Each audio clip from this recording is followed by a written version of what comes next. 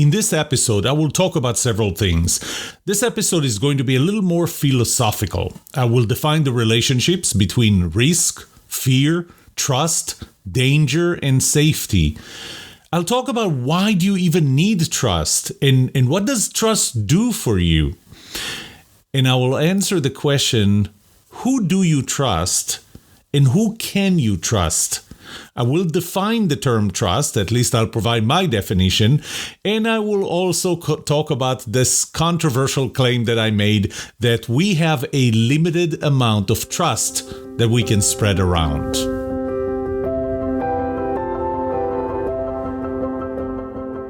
Welcome to Season 1, Episode 4 of The Trust Show. I'm your host, Yoram Solomon, a researcher of trust and the author of The Book of Trust.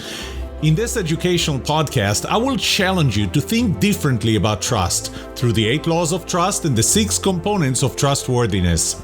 I will share my own stories, experiences of others, trust research, and sometimes I will just reflect on a news item. Through all of those, I will show you how to build trust, be trusted, and know who to trust. Because the answer to these 2 questions will have the biggest impact on your personal and professional success or failure. Can I trust you? And can you trust me?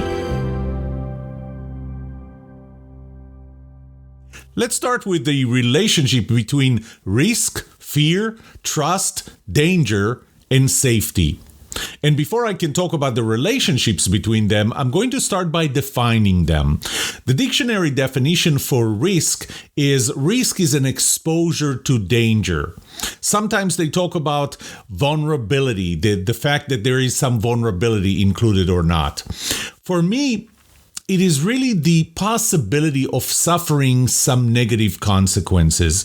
So the bigger the risk, the higher the negative consequences or the worst that those consequences can have. So if I'm asking you to lend me $20, what is the risk that you're taking? The risk is the negative consequence, and the negative consequence can be that you don't get $20 back. So your exposure is limited to $20. We can probably say that the consequences could be further than that because it's not just that you're not getting the $20 back, but you may be losing a friend and maybe the relationship is not what you thought it was. But at this point, I'm talking about risk as the possibility of suffering negative consequences.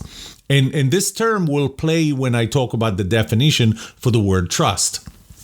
Now, we need to think about the risk as being either voluntary or involuntary. So whether you have a choice or you don't have a choice, in many cases, the exposure to risk is voluntary. You decide that you're willing to take that risk.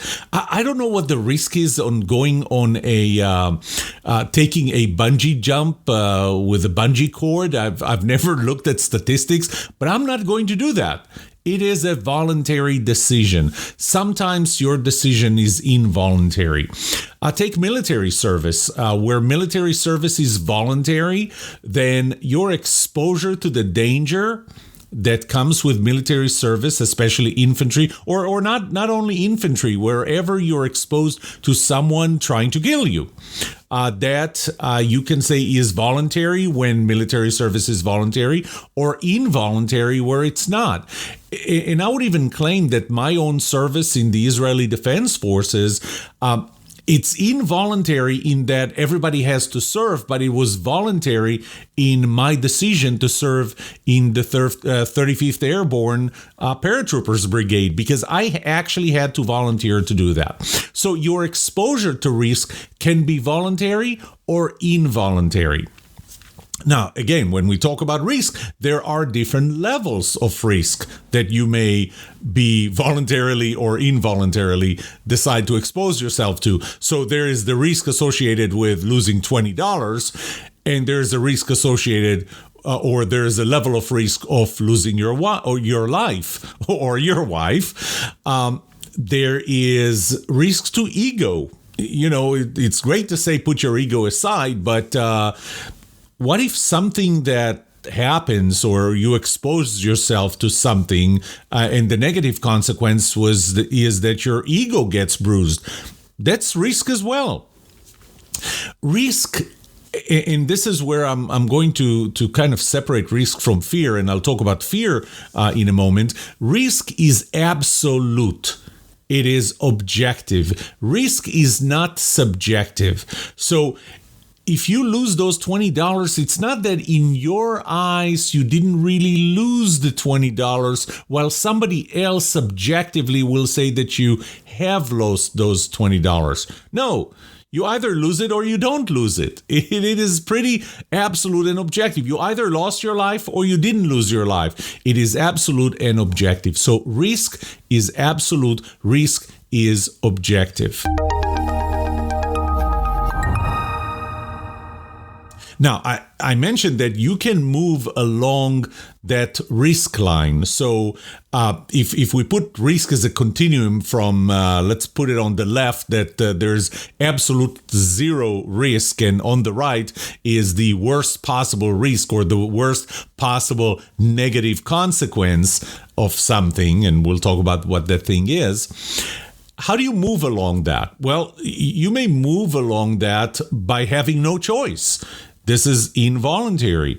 Or you can move right or left on that line towards no risk or absolute maximum risk willingly, voluntary way. When you go up, you either up means higher risk, possibly suffering more negative consequences. You either don't have a choice or you're doing it willingly. Moving down happens either because you have more choice and you can decide that you want to reduce your risk, or because you're simply unwilling to take more risk. You have more choices. So moving along this line, up either because there's no choice, down because there's more choice, up because you're willing, or down because you're unwilling to take that risk or to suffer those negative consequences.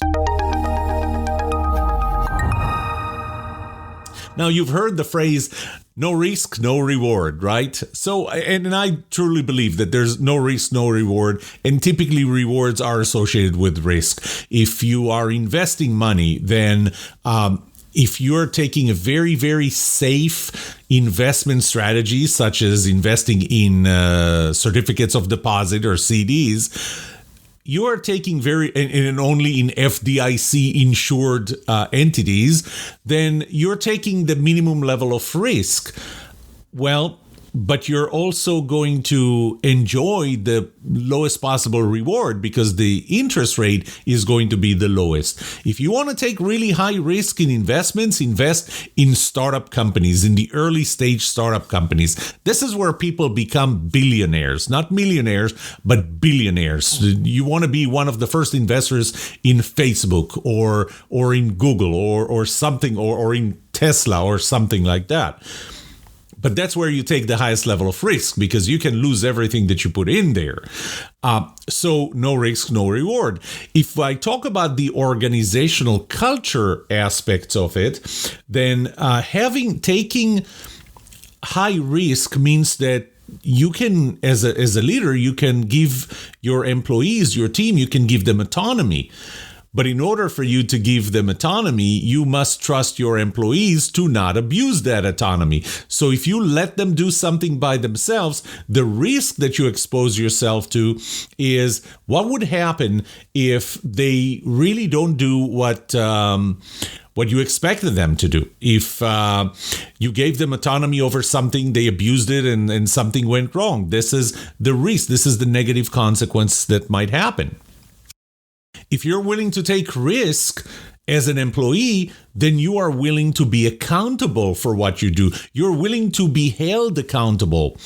And, you know, one of the things that I really want, one of my pet peeves is when someone says, I take full responsibility for something that happens. Well, when you take full responsibility, are there any negative consequences to you? Because to me, when someone, and often, unfortunately, it's a politician, when a politician says, I take full responsibility, or when a manager or any other leader says, I take full responsibility, but really there's not going to be anything that happens to me. I take full responsibility for the losses that we suffered in this quarter, and we're going to have to reduce our force by 120 employees. Well, none of those are you. So are you really taking full responsibility? But that's a whole topic for probably another podcast episode. And right now, I'll talk about just accountability when you're really being held accountable and voluntarily being willing to be accountable with really taking risk and really possibly suffering the negative consequences for what happens if you did something wrong. You must trust your boss in order to be accountable. Your boss must be trustworthy to not make you really regret being accountable.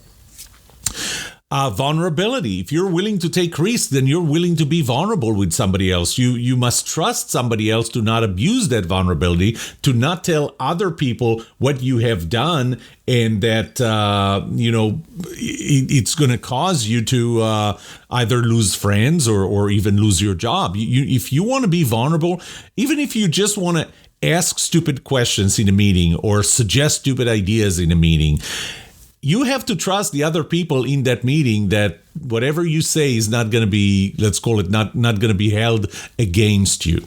So you must trust them. Feedback.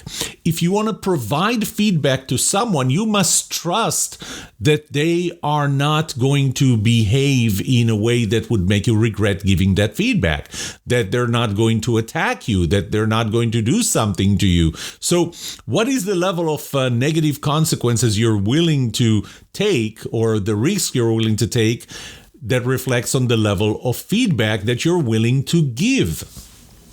The same applies to receptivity.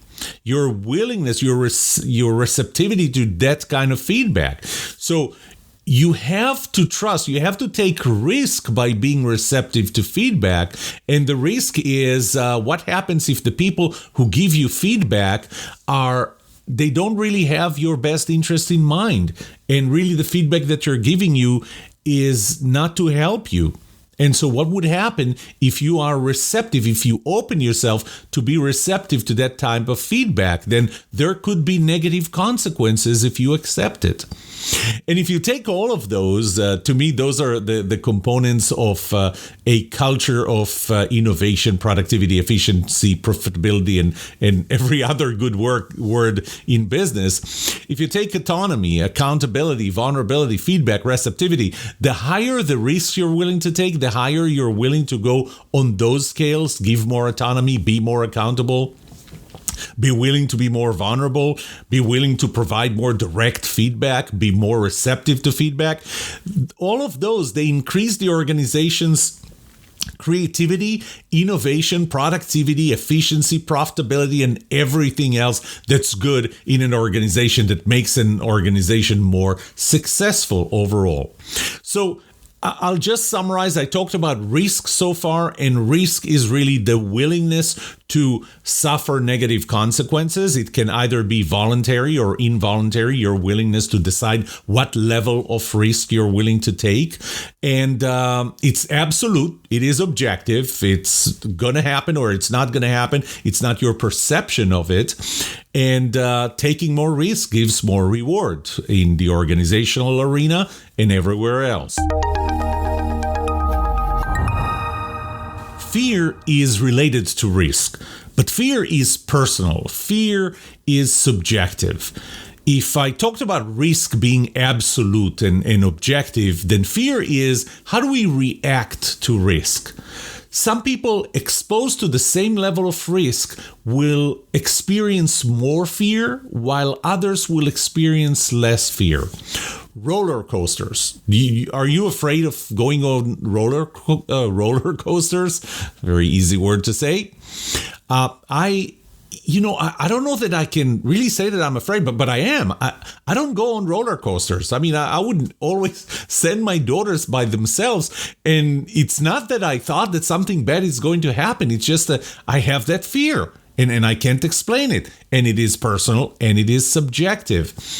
It is how you understand the risk. Some people just don't understand the risk that they got themselves exposed to.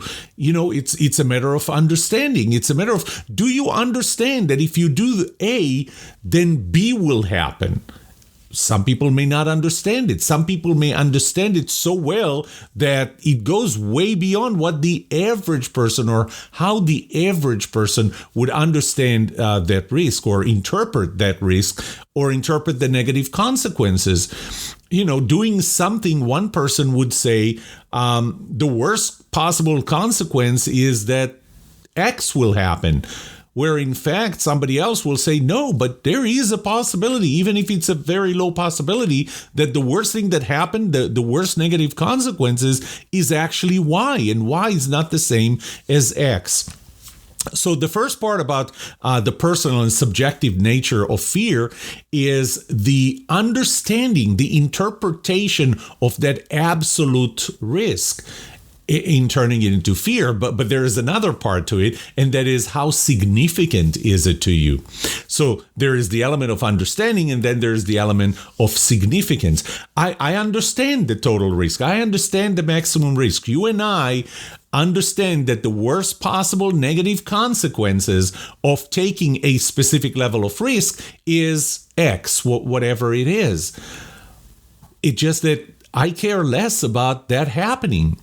For an example, investing $1 million in something. Okay, investing $1 million in something.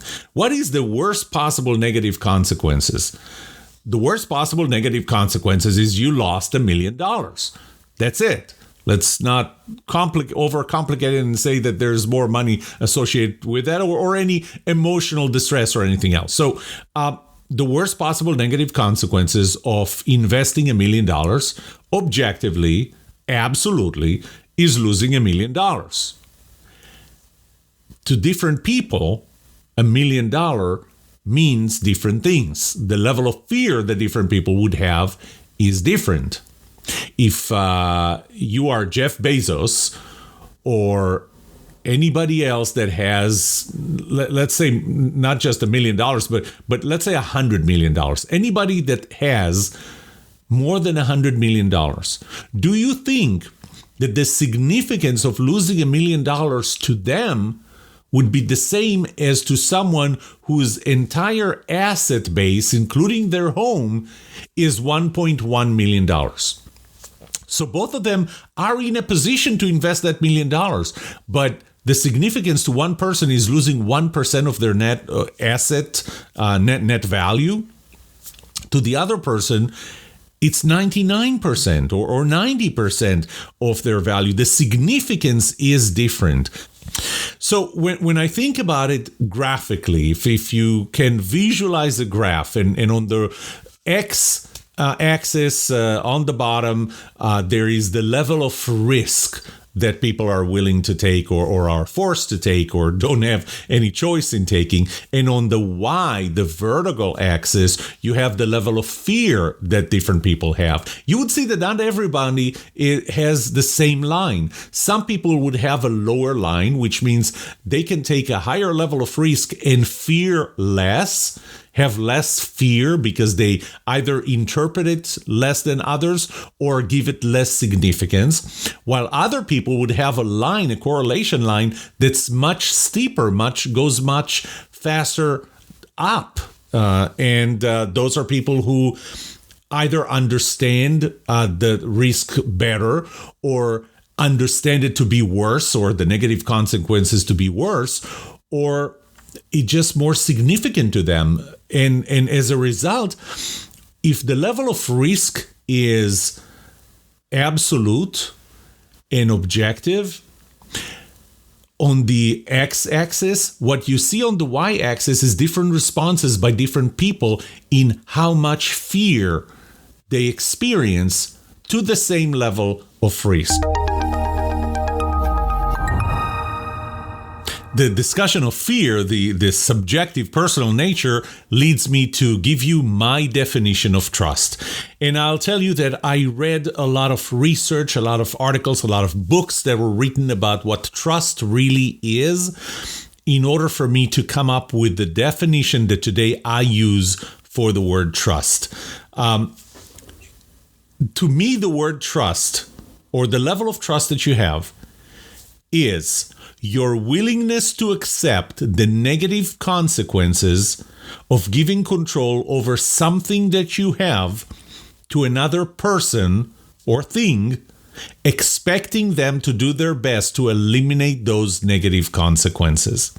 I know it's a mouthful. First of all, I'm going to repeat that, and then I'm going to break it down. Trust is your willingness to accept the negative consequences of giving control over something you have to another person or thing, expecting them to do their best to eliminate those negative consequences. So let's start breaking it down into parts. First of all, it is your willingness. So by saying that it's your willingness, I'm also saying that trust is relative, which is the third law of trust, because some people would be willing to accept those negative consequences while others are not willing to accept those same negative consequences. So trust is something that you have. You have a certain level of trust in something. A parachute, an airplane. See, we're talking about things, not necessarily people. Or your willingness to follow your leader. You may be willing to follow your leader while I'm not willing to follow the same leader, even though we are both employees in the same company and working in the same team. So it is your willingness to accept the negative consequences. The negative consequences, as I said before, is risk, really. But I have to say that when I say your willingness, I'm not just saying that it's your willingness to accept the risk. It's really your willingness to accept the fear that you would feel from those negative consequences. Okay, because if I feel less fear from the same negative consequences, then I actually need a lower level of trust. And I'll talk about the relationship later. So it's the negative consequences of giving control over something you have to another person or thing. That kind of indicates the voluntary nature of trusting someone or to be willing to take that risk. Giving control over something you have. So what could that be? This could be giving control over that thing that you have, could be the $20 bill. It can be your life. When you serve in an elite unit, in an infantry unit, the team, and I talked about that in one of the previous episodes, the team size to have the highest level of trust is 4 or 5 members, and you are giving control. When you enter a room and you need to clear that room, and you know that there are people in that room that want to kill you and everybody else on your team, and you know that your job, as soon as you enter that room, is to turn to the right, while your team member's job is to turn to the left. When you turn to the right and you completely ignore any possible fire coming from the left, you are giving control over your life to your team member. And the risk that you're taking is the negative consequences, losing your life. And the way you give control is by not looking to the left.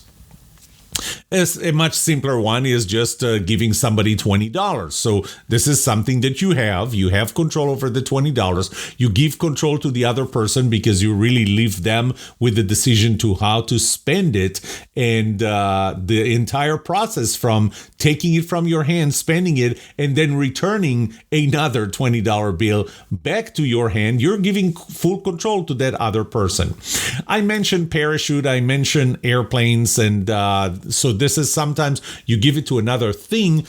And I would have to say that when I say thing, I think that those things, the parachute or an airplane, are indirectly referring to people. The person who folded the parachute, the person who made the parachute, who sewed the parachute, the person who's flying the plane, the people who built the plane. So sometimes indirectly you are talking about people, other people, and not things, but those are indirect. Those are people you don't necessarily know, and their proxy is that thing that you give control over. You board aboard a plane. Who do you trust when you board the plane? I mean, other than the pilot, you obviously trust the pilot. You trust the air traffic controllers. You trust the people who built the plane, the people who maintain the plane. Now, here comes another part for my definition, and that is that when you do that, you expect them to do their best to eliminate those negative consequences. I'm going to refer to research done by Catherine Howley, and unfortunately, she passed recently from cancer, but she wrote quite a bit about trust, and in one of her latest books, How to Be Trustworthy, she talked about her definition, and her definition includes two main components. So she makes it really simple and easy to digest. There is a component of reliance. You trust something or someone if you rely on them, and there is a component of commitment. So you can't just rely on someone and without them even knowing that they're being relied upon to do whatever it is that you rely on them to do. There is a component of commitment, and the commitment can be implied or expressed or anything. So sometimes it's implied. When you board a plane, it is implied that this plane was checked and that everyone has done their job from building, maintaining, and operating this plane. It is implied that they expect to do their best to eliminate the negative consequences of the plane crashing. And even worse than the plane crashing is you dying as part of it. So it's not just that it's your willingness to accept the negative consequences, but that you do that in return or while expecting whoever you gave control to do their best to eliminate those negative consequences. Again, as I said, it relates more to fear than to risk. I know that the common wisdom or common sense would say that you have to trust someone in order to compensate for a certain level of risk, but it's not really the risk. It's a proxy. It's your personal subjective proxy of risk, which is your fear and how you understand and interpret that risk. So I'm going to finish that part by talking about, by giving you one last time my definition of trust. Trust is your willingness to accept the possible negative consequences of giving control over something you have to another person or another thing, expecting them to do their best to eliminate those negative consequences. That is my definition of trust. If you think about that, and you can find that in the Book of Trust, so you don't have to memorize it. But think about times when you trust someone or something and apply this formula or apply this definition to your specific circumstances. We like living in safety. We don't like danger. And I'm saying that, you would say that some people like danger, but it's really some people would like what you would call danger. And the only reason that they are willing to live in constant or intermittent danger is because they're willing to them, this is not danger. To them, they feel safe enough. And I'll show you what makes someone feel safe or feel in danger. So when you look at someone and say they live in danger, it's they live in what you call danger. So what defines trust? What defines danger or safety? It's really the relationship, I would even say the mathematical relationship between the level of trust that you have in whoever you trust or whatever you trust, and the level of fear you have from those negative consequences or possible negative consequences as you understand them and as much significant as they are to you.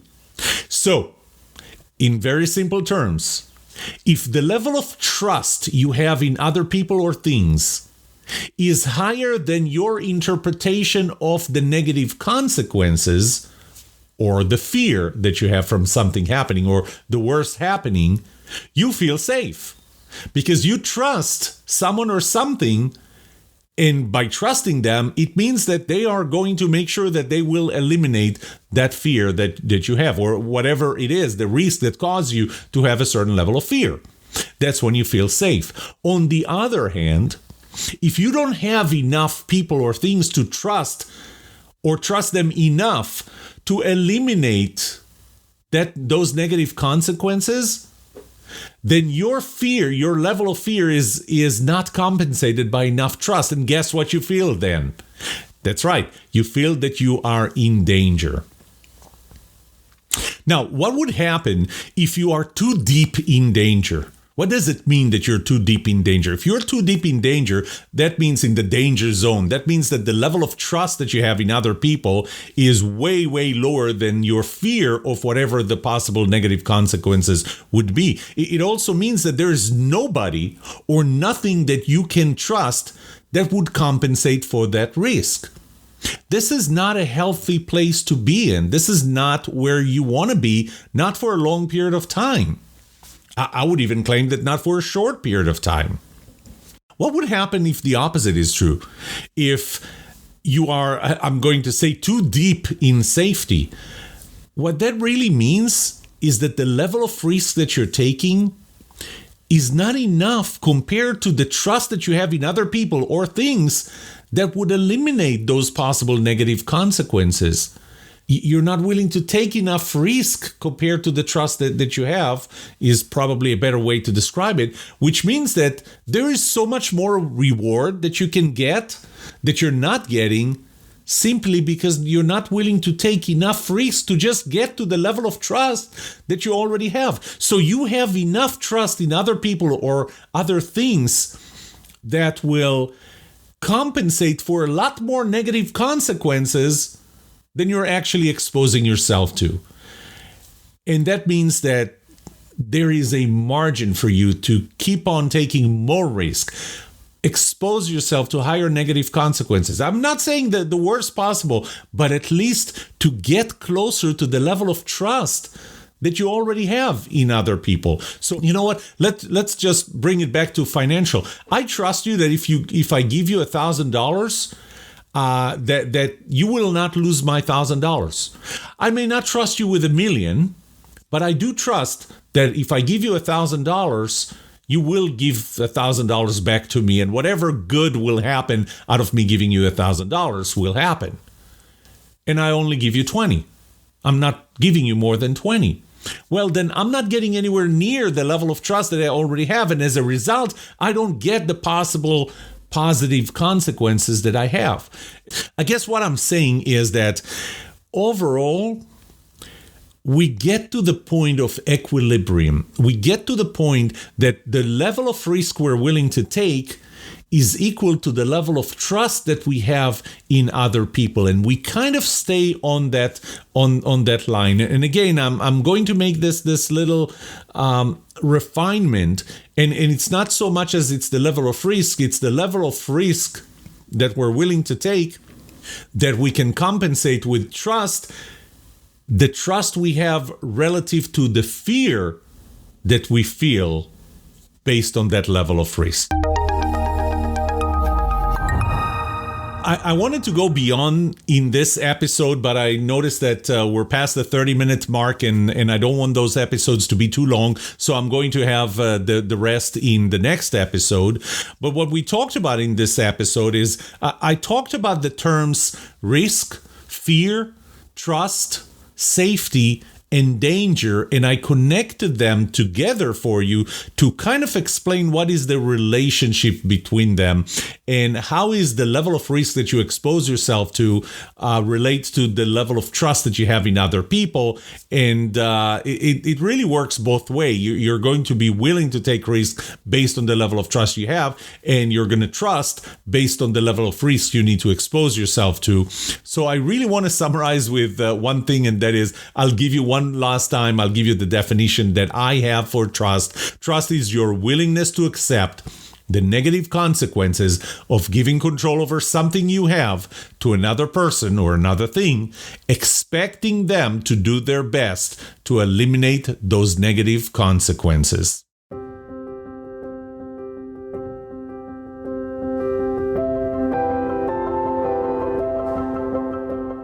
What would you like to know about trust and trustworthiness? Let me know, and I'll make sure to answer it or find the answer to it in a future episode.